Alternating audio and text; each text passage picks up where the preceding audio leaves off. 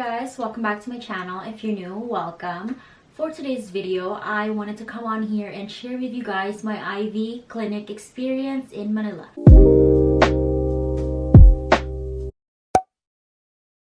So I want to first start off with a disclaimer. So whatever I would be saying in this video is solely my own opinion based on my personal experience. So yeah, please don't hate on me in any way. So the way I'm going to be talking about my Aivee experience is that I'm going to be separating these into 5 categories or topics. So the first one would be kind of the history and background of the clinic itself. I do have my handy dandy notebook, so I did make notes just so I don't forget to add any of the things that I want to say or kind of cover in this video. So first of all, Aivee Clinic. If you guys are not familiar with Aivee Clinic, it is owned by doctors Z and Aivee Tio. Doctora Aivee is a Filipina and Dr. Z is a Singaporean. So they do have, I believe, 4 clinics in around Manila and 1 in Singapore. I guess the second topic would be kind of about myself and my acne journey when I was in the Philippines. So I went home last year, August of 2021, towards the end of August. I did notice that my skin was actually getting bad when I was in the province. That was probably middle of October towards November, and my family would just say that it's probably because of the water in the province. So I mean, I kind of wanted to believe it because when I would go to Manila, I would actually feel like my skin would look a little bit better. So yun, I don't have pictures of my before I've gotten any of the treatments from Aivee, pero what I could say is that I did get a lot of cystic acne, especially in my chin area here and my jawline, and then a little bit of the usual normal acne with pus on the outside around the cheek right here.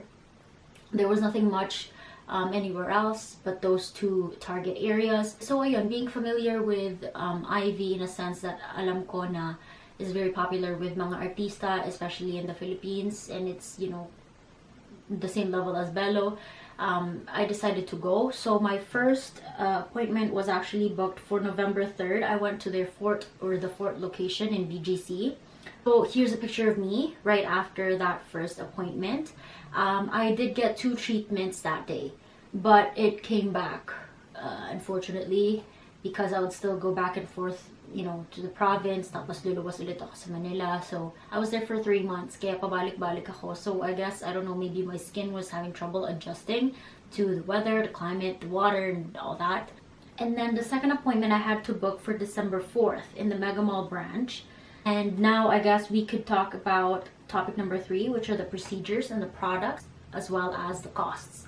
Kasi alam ko yan talaga yung reason why you guys are probably here, to hear more about the actual treatments, kung anong ginawa sa akin, the products, which I have right here, tapos syempre the price. Basically, nung unang punta ko sa the fort pa lang, that was my first time. So I knew, I had an idea of what I wanted to get done in terms of the procedures, pero hindi ko alam kung tama ba yun for me.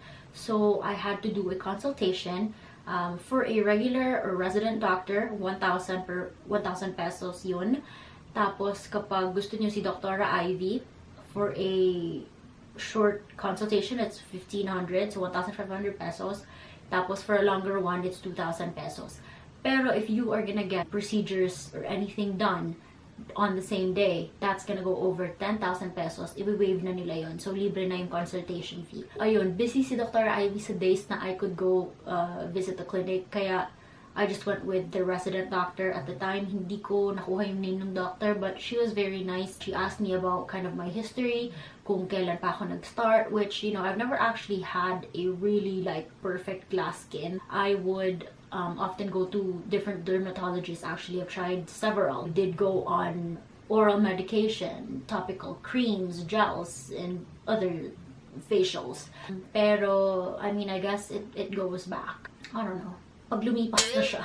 So, I consulted the doctor and tinignan niya yung skin ko, the texture and everything, what I've been eating, what I've been doing, where I've been, and all that. So, I explained na feeling ko about the water yun. And sabi niya, it could be. But then again, I've had this long history of having acne anyways. So, ang unang ginawa sa akin is actually sort of like a facial. Hindi ko alam kung it's just a procedure to have that facial cleansing or whatever first. And then I did Aerolase. So, Aerolase is good for treating lax skin. So, that's when you lose skin elasticity. And then there's for acne marks, pigmentation, spots, spider veins, fine lines, wrinkles, and pores. So, yun yung talagang tinatarget ng Aerolase na procedure. So, it is laser procedure. Very little or little to no downtime actually. Hindi siya masakit. It was pretty fast. It felt refreshing actually. Parang malamig yung singaw niya sa mukha. And obviously, merong nakatakip sa mga mata mo when you're doing that. And I was there inside by myself. Companion ko nasa labas. So, I couldn't really take a video or any picture whatsoever kasi nga sarado, nakapikit. And I didn't want to bother them or, you know, have their assistant to take a video of me. Nahiya naman ako. So, ayun. That was that. And then, after that, I had to go under another procedure which was, hindi ako sure kung tama na ang tawag doon ay picosure. I think that's what it's called. Pero hindi ko nakuha exactly what it's called. And ang nakalagay lang dun sa receipt is gentle laser pore and gentle laser pigment. Yun yung the second one na ginawa sa akin. Yun medyo masakit. Not gonna lie. Nasaktan ako. That's the first one actually, yung Aerolase. Hindi yung doctor yung gumawa. Ito nga sa laser na mas masakit na sinasabi ko, it was actually the doctor who did it herself. And she kept talking to me, trying to get my mind off of the pain that I was experiencing at the time. And I couldn't really answer. Sabi ko, Doc, ang sakit talaga. Like, I can't focus on what you're asking me. I can't answer. Sabi niya, I'm really trying to do that to distract you in a way. Kasi alam kong medyo mainit, mahapde, and all that. And what I could smell was my facial hair burning. Kaya medyo parang nakakakaba na hindi ko maintindihan yung feeling. Tapos mahapdi siya. And mas masakit siya actually sa medyo sa malapit sa mata, around the eye area, so higher cheek, and on the forehead, sobrang mas mahapde compared sa buong muka. Now, that made my face look like a tomato or a lobster for like 2 to 3 days, and I wasn't allowed to wash it that same night. I had that appointment at 2 p.m. and I think I was able to go home around 5 to 6 na ng gabi. And I wasn't able to wash my face nga, like I said. And the next day, I think water lang din. Hindi pa recommended na umpisahan yung skincare. It felt like the face was parang burnt. It felt really tight. And parang yung laser, ano man tawag dun? Yung, the way the laser was, or yung, siguro yung what comes out of the laser, whatever the shape or anything, parang bumakat. Parang you can see talaga yung mga dots na sunod-sunod na ganyan. Very fine na parang pores in a way, pero hindi. Hindi ko ma-explain. Basta parang it felt really tight na nasunog basically. Mahapdi siya. Tas nakakairita pag nagmamask ako. So ayun. Parang I felt really obliged to go home na talaga. Like there was no eating out pa or anything after that. And that, if it was picosure, it was mainly for removing tattoos, removal of stretch marks, acne scars, hyperpigmentation, and to add rejuvenation to the skin. And because the problem area was my jaw and itong cheek ko dito, yun yung tinarget ng doktora. So, the price for Aerolase was 6,000 pesos. And the picosure or whatever laser they did to me was 12,000. And then I think we could move on to the products. So I have on my phone the receipt kasi natapon ko na yung actual receipt. We have the Probio Cleanser right here. Ito yung pang-wash ng mukha. It looks like this. This one was 1,250 pesos. And then the next one was Clindamycin Solution. So ito siya. This is the Clindamycin Solution na parang pinaka-toner mo in the morning. This cost me 750 pesos. And then the Acne Repair Cream, which is this one, was 1,950 pero sale siya. So I got it for 1,755. And then there is the glycolic solution. So ito yung parang panggabing toner. And I got this one for 2,295. Naka-promo din siya kasi 2,550 talaga siya. And yung AIVEESKIN Advanced Moisturizing Gel, which is this one. So I wanted to go for a gel moisturizer, and this was 2,950. Parang, I don't know, it's just like cooling effect kasi, so mas prefer ko siya kaysa sa creams. The Aivee Suncreen Gel was just recommended, pero you know, you could always have your own moisturizer or sunscreen. And this one is also in gel form. This was 850 pesos. And basically for that day wherein I've gotten all of these products as well as the 2 treatments. Not really procedures. Sorry if I've been saying procedures, my bad. The treatments, they were 6,000, 12,000, and then these things. So basically, that one time that I went it cost me 26,950 pesos. The discount was 1,350. Siguro it's because of the waived doctor's consultation fee as well as yung discount sa dalawang item from here. Yeah, so yun yung binayaran ko the first day at the fort. Moving on to the results. So topic number 4 would be the results. So ang napansin ko, I had less cystic acne. You know, the marks would still be there kasi especially because they did prick. Kahit na parang cystic siya, na nasa loob siya, wala talaga yung pus sa labas, they were able to prick it. That was optional kung gusto mo. And to me, my logic was, I might as well get it done.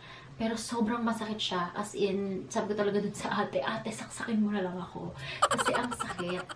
Especially yung big ones ko dito sa may chin area ko. Less cystic acne. Sobrang nabawasan naman talaga siya. Makikita mong nag-better naman. Feeling ko after din nung Picosure or whatever painful treatment that second thing was that I got done. Parang feeling ko pumuti yung mukha ko, tapos less visible na din yung mga marks. Although, nandyan pa siya kasi parang fresh pa siya na you just got it done. So, obviously, it's not gonna go away like magic. I did not see difference in pores. So, mas mapore ako dito and on my nose. Dyan talaga yung big pores ko. I didn't notice a difference there. And I feel like I did get better facial condition dahil na rin I stayed in Manila and eventually I went back here. So parang, I guess really it's the water and the humidity in the province that was making that parang irritate my skin. My skin, hindi naman siya, there was no drastic changes, honestly. So parang, it was just alright. You know, I had the 2 different appointments. I mentioned I went back for Aerolase before going back here. Aerolase lang yung pinagawa ko. That was in Mega Mall. And I also went for their Aivee Cafe. I had a drink. Procedures and the products, okay lang. Feeling ko, hiyang-hiyang lang talaga. To each their own lang. I mean, it did help. Pero wala kong sobrang parang wow or amazing factor. Imagine I've been using these products behind me since, yun nga, one was my first appointment. That was November 3rd. My first appointment was November 3rd and I've been using this since that day or the day after kung kailan ako inallow na gamitin yung products after the treatments. But basically, wala akong nakitang something parang amazing or malaking pagbabago talaga sa skin ko. So, it's okay. I'm not saying naman na it's not gonna work for you. Like I said, this is just from my own personal experience. Tsaka, maybe mag-work sa inyo, to each their own. Let's talk about topic number 5, which is would I recommend it? And honestly, it's not life-changing and it didn't do much for me. It did help a little. You can give it a try, especially in Aerolase. It does have a lot of benefits. So for 6,000 pesos, maybe it's worth trying out, especially if you're just, you know, getting your feet wet and you want to just try AIVEECLINIC, or you want to just have that experience, or simply because gusto mo na mas pagandahin yung skin mo. 6,000 isn't that much compared to, you know, other treatments from the same clinic or even somewhere else. Pero like I said, I didn't see much of a difference. Walang wow factor for me. I honestly feel like my skin was so much better when I went to one of the clinics that I would visit here in Toronto. Pero like I said, to each their own. I am still, you know, parang happy that I got to try AIVEECLINIC, and you know, they have really nice staff, very accommodating, very knowledgeable doctors, and ayun, for the experience, it was all okay. It was all right. That's just my own personal experience. So yeah, hopefully you guys found this video helpful. If you have any questions for me or whatsoever, please don't be shy to leave a comment down below. Yeah, thank you guys for watching, and I will see you next time. Bye!